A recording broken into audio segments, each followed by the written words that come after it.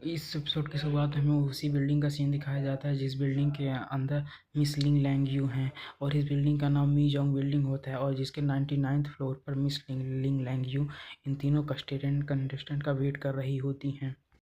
तभी जो can Buttler होता है वो सभी पार्टिसिपेंट से बोलता है कि जो ऊपर की 9 सीढ़ियाँ हैं उनसे केवल स्टेयर्स से ही जा सकता है और केवल उस बिल्डिंग में 4 लिफ्ट हैं और 2 फायर स्टेयर्स हैं जिससे कि आप 99th फ्लोर तक जा सकते हो।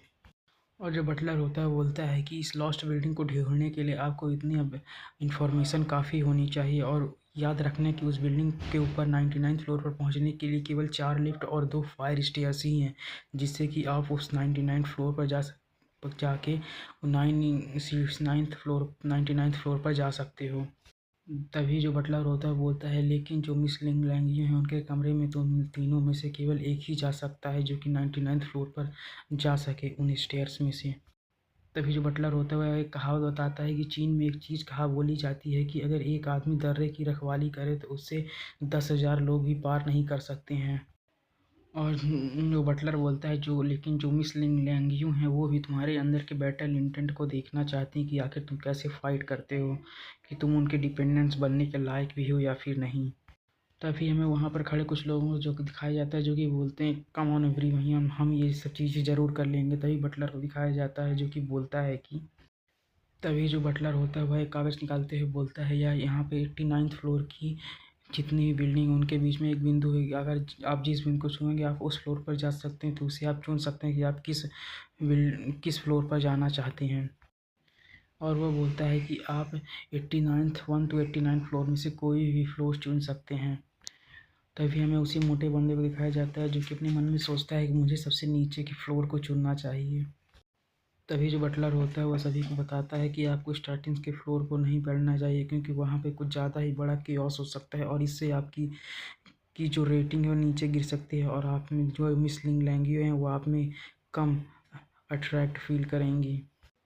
और जो मिसलिंग लैंग्वेज हैं वो आपकी बैटल स्ट्रेटजी और आपके ड्रामा को देखना ज़्यादा पसंद करेंगी। और उन्हें अगर आपकी बैटल स्ट्रेटजी और ड्रामा पसंद आए तो शायद आप उनकी डिपेंडेंस बन सकते हो। और इसीलिए आप जल्दी जल्दी अपने फ्लोर्स के नंबर लिखिए और इस बॉक्स में डाल दीजिए ताकि हम इस गेम को स्टार्ट कर सकें। तभी बटलर की बात सुनकर वो जो मोटा बंदा होता है तो बोलता है इस मामले में फिर जाहिर है मैं 89th फ्लोर पर बैठा चुनूंगा ताकि मैं जल्दी से उस 99 फ्लोर्स को पार करके मिशलिंग लैंग्यू तक पहुंच सकूं और इस मैच को जीत सकूं जिससे मैं उनका डिपेंडेंस बन पाऊंगा।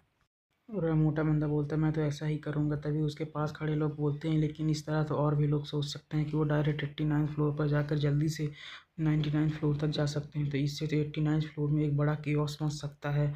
तभी मोटा बंदा बोलता है कि तो फिर तो क्या हुआ।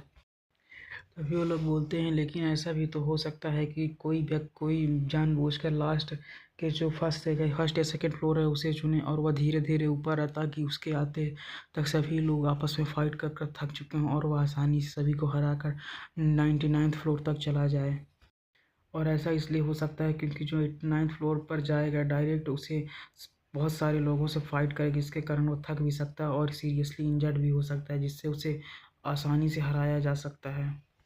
तभी कोई बोलता है तो क्या हुआ कि क्या हम फाइट का ख़त्म होने का इंतज़ार करेंगे ताकि और कोई फाइट करके हमसे ऊपर चला जाए।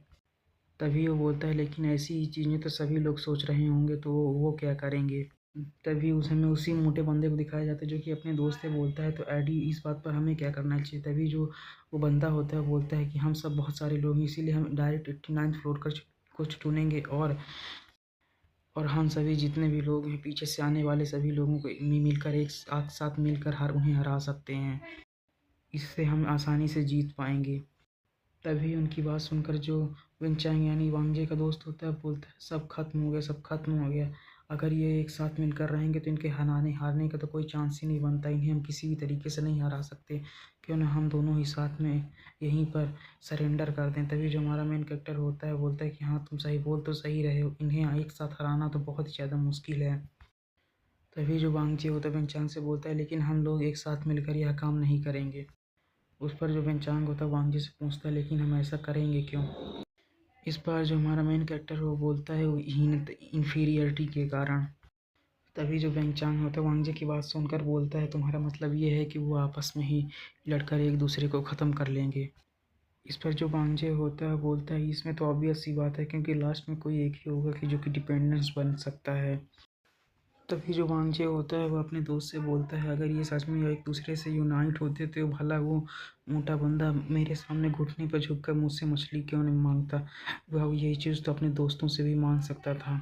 और हमारा मेन कैरेक्टर होता है वो बोलता है कि उन दोनों के बारे में बताते हुए बोलता है कि वे सभी केवल एकजुट होने का नाटक कर रहे हैं, अंदर में वो केवल एक दूसरे को मारना चाहते हैं ताकि वे डिपेंडेंट्स बन सकें।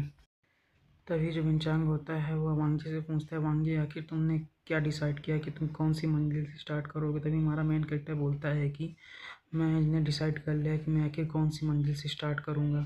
तभी हमें बटलर को दिखाया जाता है जो कि एक कार्ड निकालता है जिसमें रैंडम होता है, उस पर वांगजी का नाम होता है। और यहीं पे ये बटलर के देखते ही हमारा एपिसोड यहीं पे ख़त्म हो जाता है। अगर वीडियो अच्छी लगी तो लाइक करें, सब्सक्राइब करें और अगले पार्ट के लिए वेट करें। Thanks for watching.